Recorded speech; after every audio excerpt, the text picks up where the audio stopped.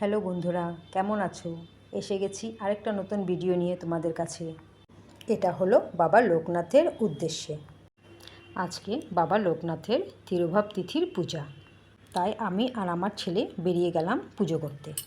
প্রথমে আমি 5 রকমের ফল কিনে নিলাম, তারপর একটা গামছা নিয়ে নিলাম, তারপর চলে গেলাম ফুলের দোকানে, ওখান থেকে কিছু ফুলও নিয়ে নিলাম।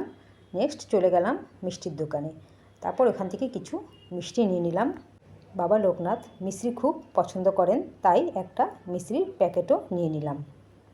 আরও যা টুকটাক লাগে সেটাও কিনে নিলাম। এখন চলে গেলাম মন্দিরে। এই যে দেখুন বাবা লোকনাথের মূর্তি, কি সুন্দর সাজিয়েছে মূর্তিটাকে। এখন আমি পূজা স্টার্ট করে দিলাম। প্রথমে আমি আর আমার ছেলে দুজনে মিলে ধূপকাঠি আর মোমবাতি দিয়ে আরতি করলাম।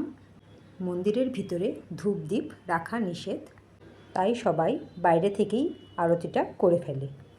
তাই আমরাও বাইরেই আরতিটা করলাম, কিন্তু আমি অল্প ভিতরে গিয়েও বাবা লোকনাথের মূর্তিকে একটু আরতি করে তারপরে আমি ধূপ মোমবাতিটা এনে বাইরে রেখে দিলাম।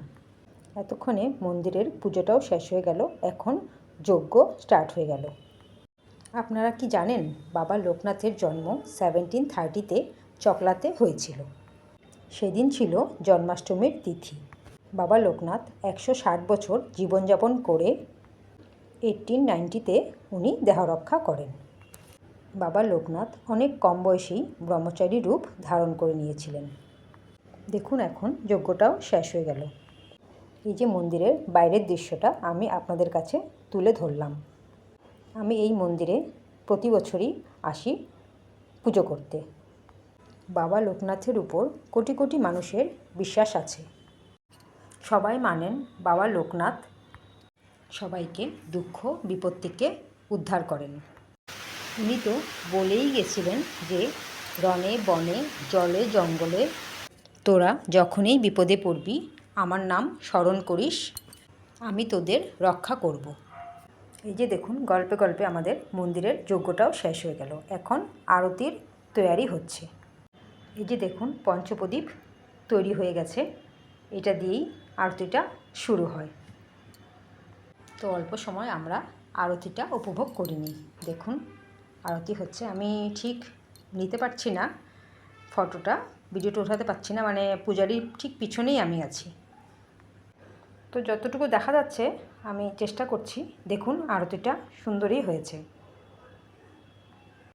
আরতিটা এখন শেষ হয়ে গেল। সবাই মিলে প্রদীপের আঁচটাকে মাথায় তুলে ধরলাম। এখন চামর দিয়ে হাওয়া করা হচ্ছে। আরতির এক একটা স্টেপ হচ্ছে আর কি, এক একটা করে করে। নেক্সট আরম্ভ হলো পাখা দিয়ে উনি পূজারি হাওয়া করছেন বাবাকে। এখন আরতির পর্ব শেষ, অঞ্জলি নেওয়া স্টার্ট হয়ে গেল। এইভাবে আমাদের পুজোটা আজকে কমপ্লিট হয়ে গেল। এখন পুজোর মেন পার্ট শুরু হবে, যেটা আমাদের সবারই খুব পছন্দ, সেটা হলো প্রসাদ। আমরা সবাই এখন প্রসাদ নেওয়ার জন্য রেডি। প্রথমে আমাদেরকে সাগু কলা ফল এগুলো সব দেওয়া হয়েছে, তারপর দেওয়া স্টার্ট হলো খিচুড়ির। এটা হলো ভোগের খিচুড়ি, আর খিচুড়ি মানে তো বলেই লাভ নেই, আমার তো খিচুড়ি খুবই ভালো লাগে। আর ভোগের খিচুড়ি তো জানেনই খুব খুব টেস্টি হয়। প্রসাদ খেয়ে মন্দিরের কাজ শেষ করে আমরা সোজা চলে গেলাম মিষ্টির দোকানে। সারাদিন এই পুজোর কাজটাজ করে একটু মিষ্টি খেতে তো ভালোই লাগে। মিষ্টি খেয়ে আমরা চলে গেলাম সামনে কিছু লোকনাথ বাবার মন্দির আছে সেইগুলো দর্শন করতে। আমার এই ভিডিওটা যদি আপনাদের পছন্দ হয় তো প্লিজ সাবস্ক্রাইব করবেন, লাইক কমেন্ট করবেন। রাত্রে আবার মন্দিরে সিন্নি খিচুড়ি মিষ্টান্নও দেওয়া হয়। আবার নেক্সট ভিডিওতে দেখা হবে। জয় বাবা লোকনাথ।